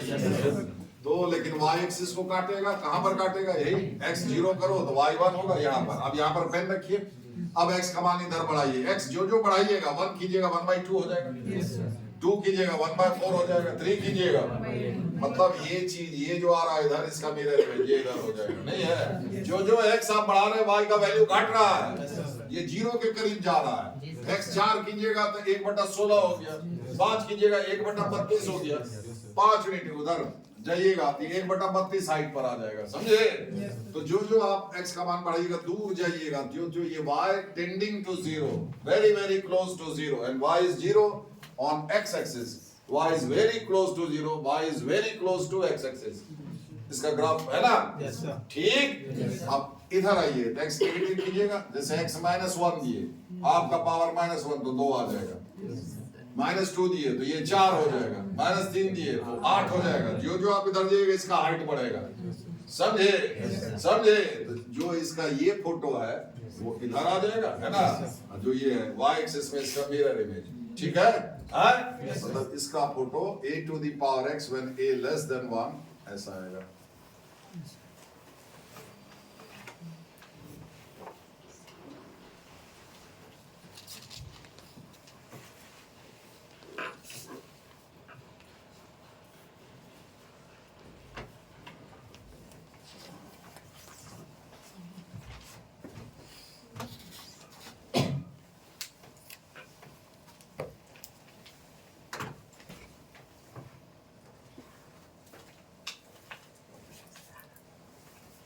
तो उस हिसाब से e to the power minus x का ये वाला हो जाएगा, जी sir. a to the power minus x, यानी कि 1 by e to the power x, 1 by e to the power x base 1 से कम, इसी को क्या लिखेंगे, y बराबर e to the power minus x। ठीक है?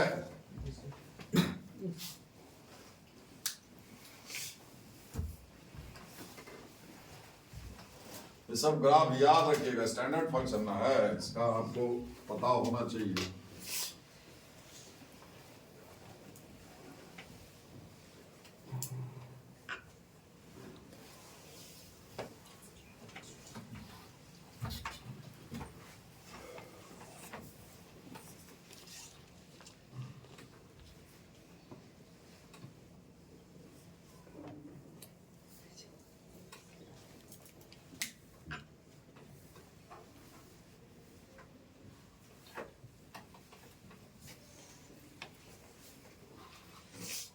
हो गया?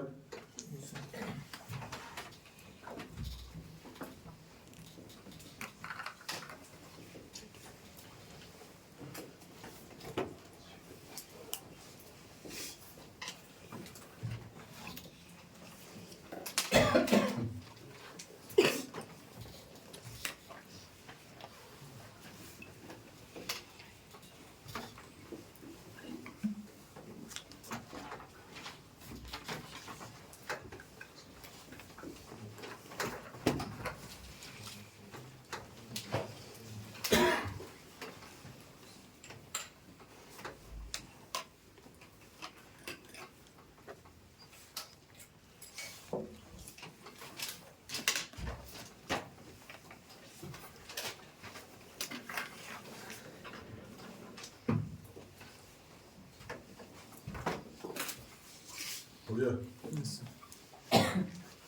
देखिए एक्सपोनेंशियल फंक्शन है a to the power x, सब पर ध्यान रखिएगा, a पॉजिटिव, बोलिए नॉट इक्वल टू 1, ध्यान रखिएगा, x के बारे में कुछ नहीं कहा गया था, अभी भी कुछ नहीं कर रहे हैं, और एक्सपोनेंशियल फंक्शन हमेशा पॉजिटिव होता है, जिसको y के बराबर लिए तो y पॉजिटिव रहा होगा। बोलिए अगर a to the power x बराबर y, देन x बराबर log y to the base a, तो पढ़ते हैं लॉगरिथम ऑफ y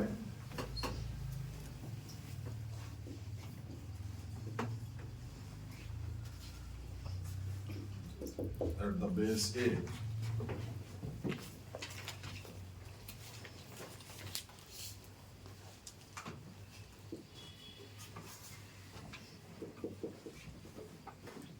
तुम थोड़ा साइड कर दो।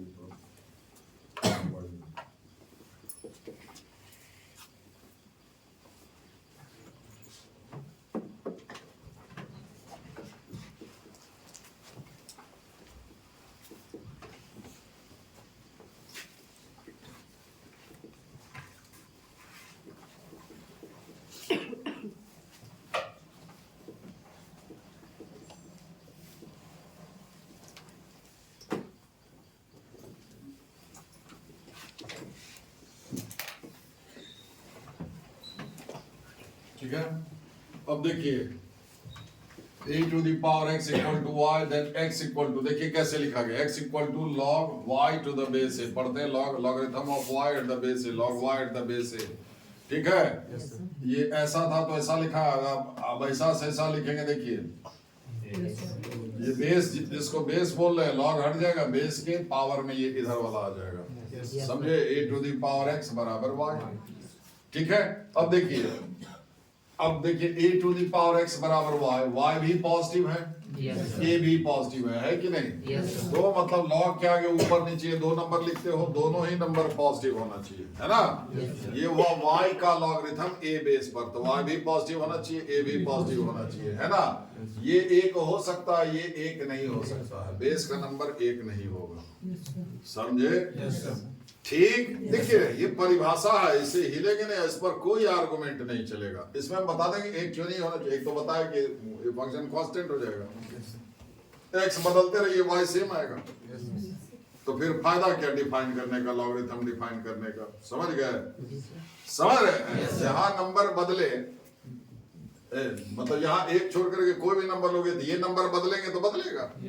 अगर यहाँ पर 2 हम रखे एक के सिवाय, तो यहाँ पर 3 देंगे तो 8 होगा, -3 देंगे तो 1/8 होगा, समझे? और 1 रख देंगे तो वही ना रह जाएगा जी। एक्स बदलते रहिए, वाई का वैल्यू 1 ही आएगा, समझे? इसको कांस्टेंट फंक्शन बोलते हैं, समझा? वाई बराबर some constant, straight line parallel to x axis, ठीक है? तो बिना देखिए हमें से पॉजिटिव नंबर का लॉगरिथम होता है। ये क्या हुआ? y का लॉगरिथम a बेस पर, y का लॉग a बेस पर, ठीक है? लॉग किसका? y का। तो हमें से पॉजिटिव नंबर का लॉगरिथम होता है, बिना बेस का लॉगरिथम नहीं होगा, समझे? बेस का नंबर भी पॉजिटिव होना चाहिए और एक को छोड़ करके, इतना याद हुआ, ठीक है?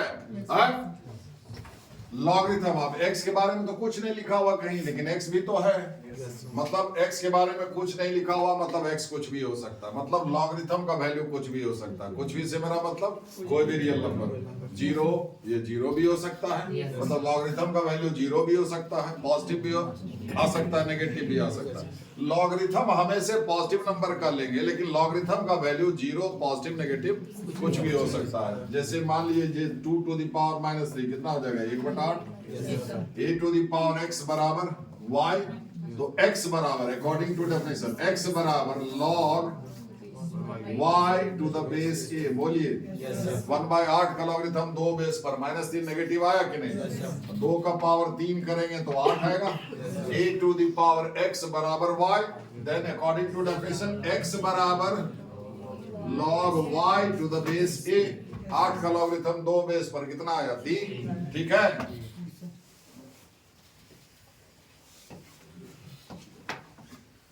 2 टू द पावर 0 बराबर 1, e टू द पावर है ना x बराबर y, तो x बराबर log 1 टू द बेस 2, ठीक है? तो देखिए लॉगरिथम का वैल्यू 0 भी आया, पॉजिटिव भी आया, नेगेटिव भी आया, लेकिन लॉग के आगे जो नंबर लिखे हैं वो हर हाल में, समझे? समझे? आप समझे? ठीक है? और 1 का लॉगरिथम किसी भी बेस पर, अगर हम 2 के बदले हाफ लिए रहते, आपका पावर 0 भी 1 होता, तो log 1 to the base half होता, तो 1 का लॉगरिथम किसी भी बेस पर 0 होगा, नहीं है? और एक और चीज, 2 टू द पावर 1 बराबर 2, 3 टू द पावर 1 बराबर 3, a to the power x बराबर y, देन x बराबर y टू द, ठीक है? तो किसी नंबर का लॉगरिथम उसी बेस पर कितना हो जाएगा? 1। log 2 टू द बेस 2 1 होगा, log 3 टू द बेस 3 1 होगा, है ना? ठीक है? और 1 का लॉगरिथम किसी भी बेस पर, अब किसी भी बेस बोले तो base must be positive, not equal to 1। किसी भी बेस का मतलब कुछ भी ले लीजिए, सो नहीं, समझ गए? ठीक है?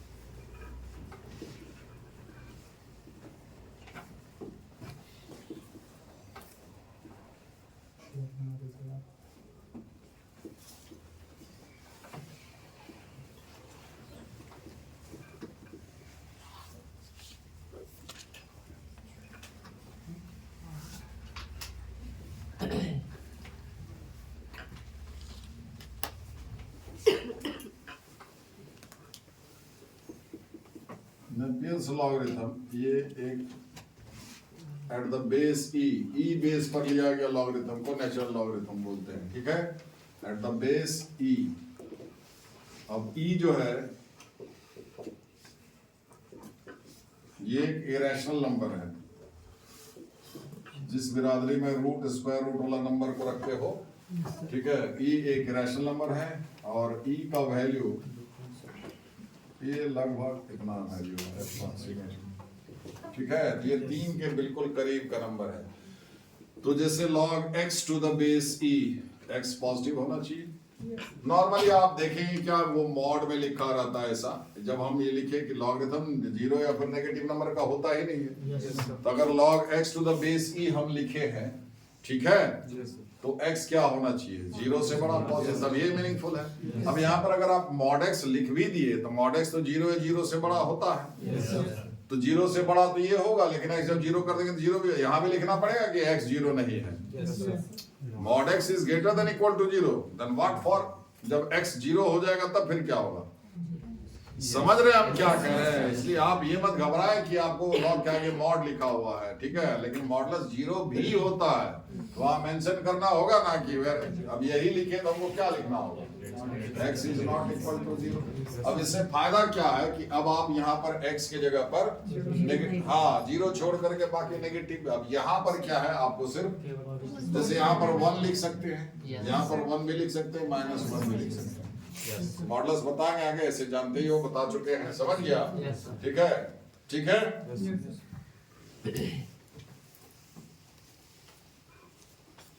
अदरवाइज बेस में कोई भी नंबर पॉजिटिव नंबर हो सकता है सिवाय 1 के, समझ गए, ठीक है।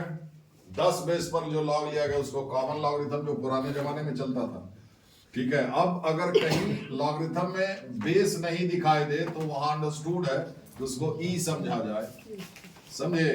खाली log x लिखा हुआ है, बेस में कुछ नहीं लिखा हुआ है, खास करके कैलकुलस पढ़िए फंक्शन में, तो आप उसमें बेस क्या समझा जाए, ई समझा जाए।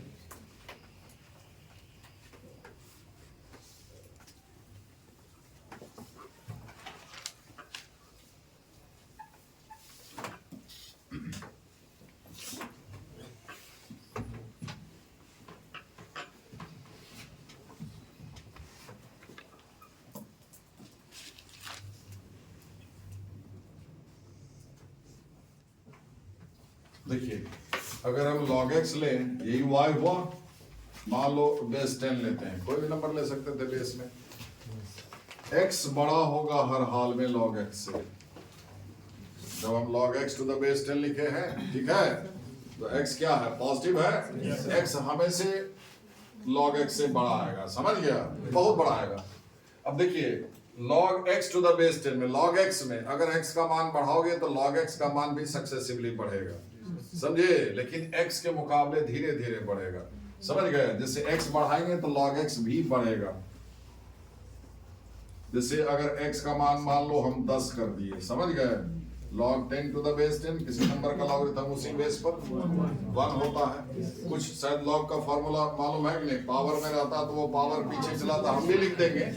जैसे अगर x का मान हम 10 से शुरू किए, समझ गए, बेस में 10 ही रहने देते हैं और x का वैल्यू बढ़ा रहे हैं 10 से 100 कर दिए, यानी कि 10 स्क्वायर कर दिए, तो ये 2 पीछे आ गया, 2 log 10 टू द बेस 10 यानी कि 2।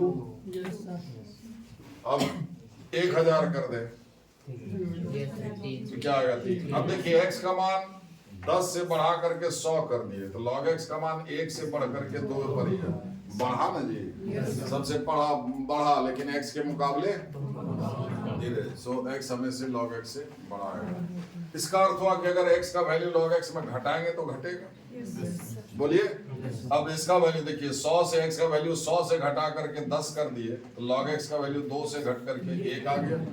अब 10 से घटा करके मान लो हम 1 कर दिए, तो log x का वैल्यू 1 से घट करके 0 हो गया। और अगर और हम इसको 1 से घटा करके मान लिया 1/3 कर दिए, तो इसका जो भी वैल्यू हमको पता नहीं, लेकिन जो भी आएगा इसका वैल्यू इस वैल्यू से कम आएगा। मतलब ये तो खुद 0 है, इससे कम होने का क्या मतलब हुआ, जो भी आएगा वो नेगेटिव नंबर आएगा, ठीक है। तब आप ये भी देख लीजिए कि अगर log x to the base 10 में ये दोनों जगह 1 से बड़ा नंबर रख रहे हैं, तो लॉगरिथम का वैल्यू चाहे जो आए, 1 से बड़ा बोले, 1 नहीं, 1 तो नीचे हो ही नहीं सकता, और यहाँ पर 1 करते हैं तो 0 हो जाता है। तो ये दोनों जगह 1 से बड़ा नंबर अगर रख रहे हैं तो लॉगरिथम का वैल्यू चाहे जो है आ रहा है पॉजिटिव। बोलिए, दिखाई दे रहा है? समझे? याद रहे तब तो। अब देखिए, ऊपर एक से छोटा कर दिए और नीचे एक से बड़ा किए, लॉगरिथम का वैल्यू क्या आ रहा है? नेगेटिव। इतना तो अभी याद रखोगे ना, ये दोनों जगह एक से बड़ा नंबर तो पॉजिटिव, यहाँ एक से छोटा और यहाँ एक से बड़ा, तो वैल्यू चाहे जो आए। अब दो केस बच गया, ये दोनों जगह एक से छोटा लेंगे तो क्या होगा, और यहाँ एक से बड़ा यहाँ एक से छोटा लेंगे तो क्या होगा। समझ गए? ठीक है, उसके लिए वो फार्मूला जरूरी है। 4-5 तो फार्मूला फिर इसका एग्जाम बता दें, मिटा देंगे सब।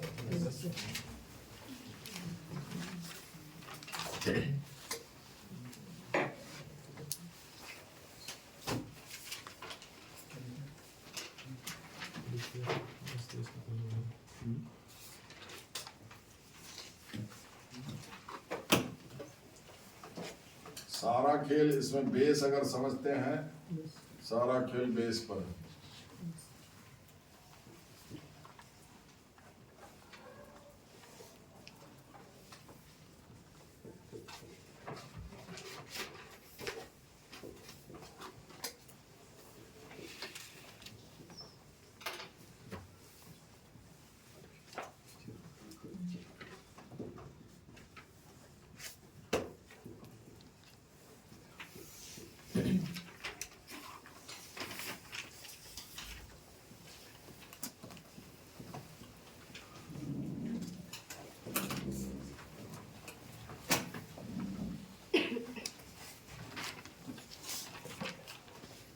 ये किसी को भी प्रूव कर सकते हो, समझ गए? जैसे मान लो इसी को प्रूव करना चाहें, ठीक है, तो मान लो सारा जितना भी लॉग है उसको पूछो, let log mn to the base e बराबर x, log m to the base e बराबर y, log n to the base e बराबर z।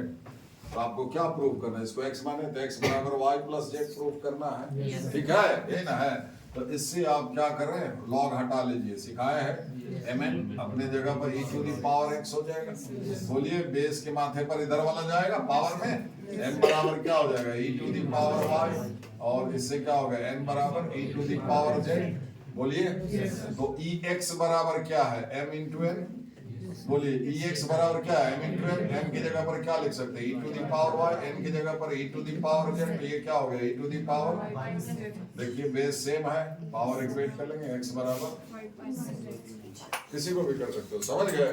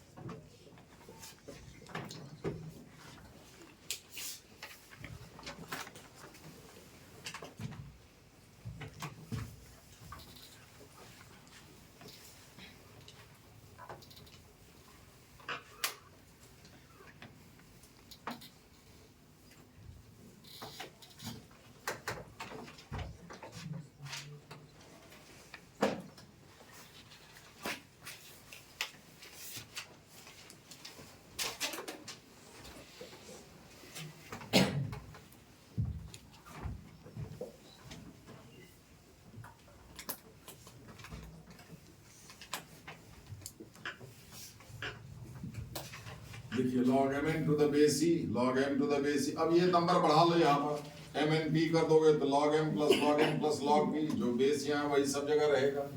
m by n भागा में है तो ऐसे लिखेंगे, log m minus log n, log m minus log n तो log m by n, log m का पावर n। अगर पावर में लिखते हो यहाँ के नंबर को पावर में, जैसे 8 लिखा हुआ तो 2 का पावर 3, तो वो 3 पीछे चला आएगा, ठीक है।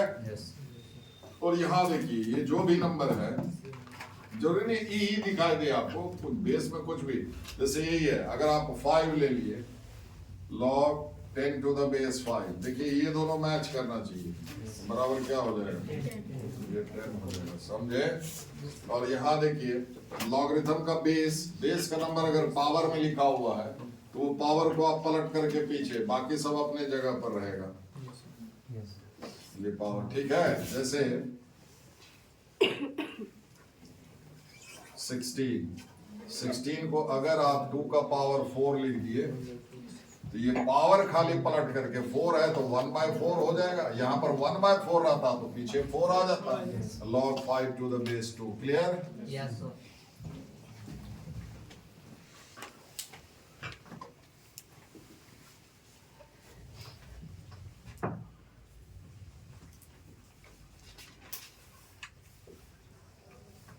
बेस को चेंज कर सकते हो।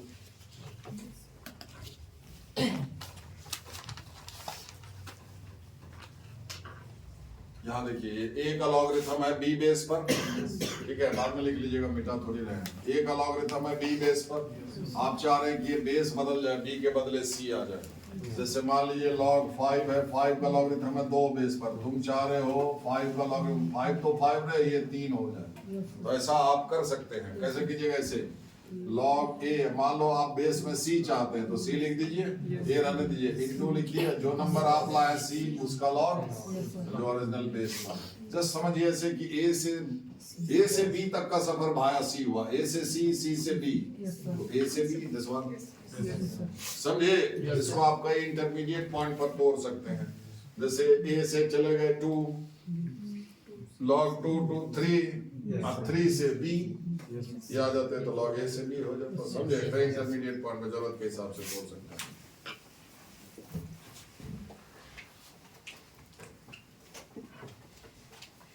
मेरा ठंडा हो गया है, दम है कुछ नहीं।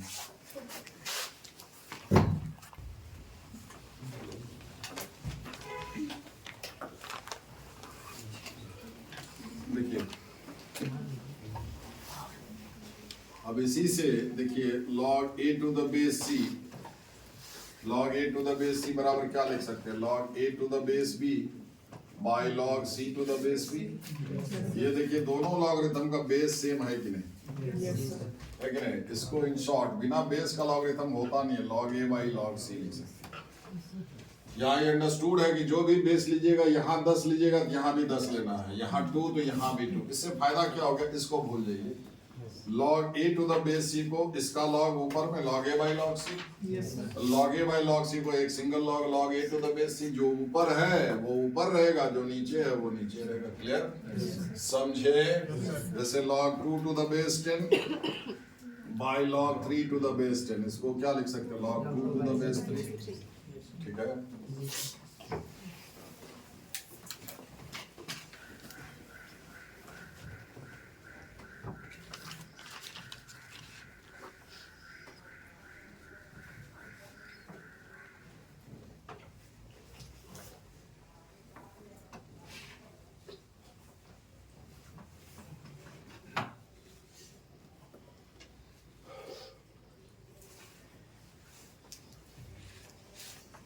हो गया? अब इधर से आप जाइए, अब देखिए log a to the base c into log c to the base b बराबर क्या लिखा है? log a to the base c लिखा है कि नहीं? तो उस हिसाब से अगर आप इसको देखें कि log a to the base b into log b to the base a, ये क्या लिखाएगा? log a to the base a या फिर log b to the base b? बोलिए। इधर से इधर जाइए, a से b, b से a, तो a से a log a to the base a, इधर से b से a से b, तो b to b होगा कि नहीं? ये दोनों ही केस में क्या होगा? वाह। ये log a to the base b और log b to the base a एक दूसरे का रेसिप्रोकल है, उल्टा है, तब ये ना गुना करने पर एक आया। ये अगर 5 है तो ये 1/5 है। ठीक है?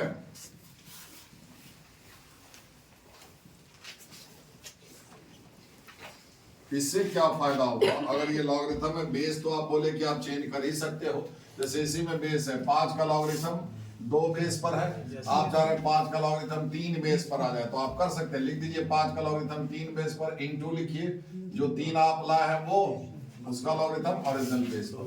5 से 3, 3 से 2, तो 5 से 2। अरे log 5 to the base 3 आपके काम का था, आ गया कि नहीं? बाकी जो आया log 3 to the base 2 उसका देखेंगे क्या करना है। समझ गए? ठीक है? और log a to the base b और log b to the base a, ये दोनों क्या है? एक दूसरे का रेसिप्रोकल है। इससे इस फार्मूला से क्या फायदा है? अगर आप चाहते हैं कि बेस का नंबर ऊपर चला जाए, ये नीचे चला है, तो ऐसा आप कर सकते हैं। समझ गए कैसे? 1/log 3 to the base 2। समझ गए?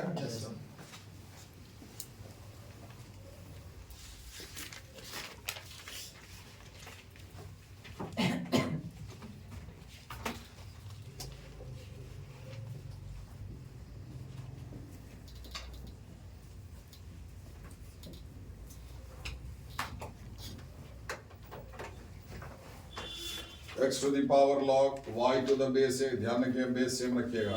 ये x और y आप एक्सचेंज यहाँ का नंबर आप एक्सचेंज कर सकते हैं। जैसे 2 to the power log 3 to the base 10 बराबर 3 to the power log 2 to the base 10। समझे? अगर यही बीच में माइनस रहे तो बराबर 0 लिख दीजिए। नहीं समझे? यहाँ मैच करो ना, यहाँ देखो ना, हम दिखा देते हैं कैसे है। x to the power log y to the base, देख रहे हो? ये यहाँ आ गया, ये यहाँ आ गया, दिख रहा है? तो वही चीज है, ये यहाँ कर दो, ये वहाँ कर दो, दोनों बराबर है। हम कह रहे यही दोनों के बीच में माइनस रहेगा तो बराबर 0 लीजिएगा। अब कैसे आता है वो हम बताते हैं।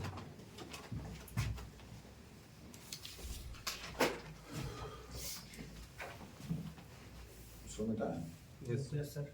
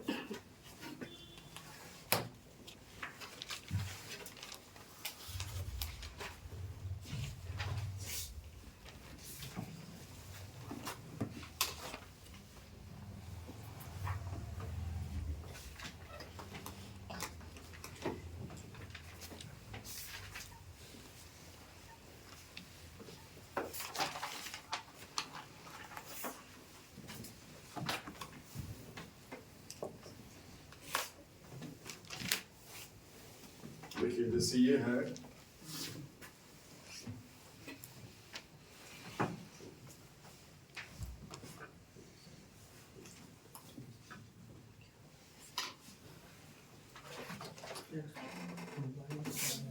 y है ना, ठीक है। log y यहाँ पर x ना करना है, नहीं है। रुकिए, नीचे y का पावर लॉग इसी को लिख रहे हैं, लेफ्ट हैंड साइड ही लिख रहे हैं। आपको क्या लाना है? log x to the base है ना, log y to the base है। तो ये आप जैसे आप y to the base x किए इसको, तो इनटू था क्या, x to the base a लिखा गया। देखिए ना, y से x, x से a, तो y से this one। अब आप इसको ऐसे कर लीजिए, देखिए इसको आप ऐसे लिख सकते हैं, ये पावर में है, गुना में है। जैसे मान लो ये 2 है और ये 3 है, इसको आप ऐसे लिख सकते हैं, लिख सकते हैं ना। तो x to the power log y to the base x power में। अभी जो फॉर्मूला बताया ये मैच किया, ये y हुआ, y to the power log, समझे?